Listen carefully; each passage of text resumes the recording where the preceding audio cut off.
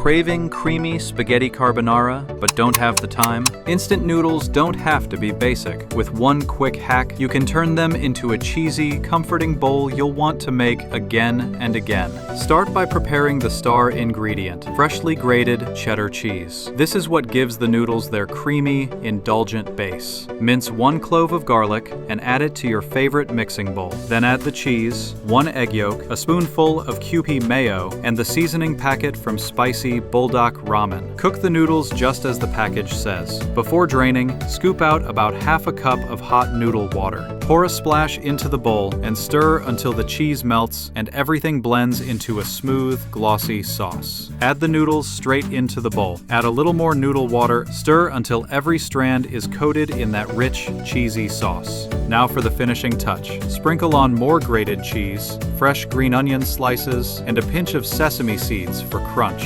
Simple, but it makes the noodles feel gourmet. And there you have it, instant noodles transformed into a creamy, cheesy comfort bowl in under 5 minutes.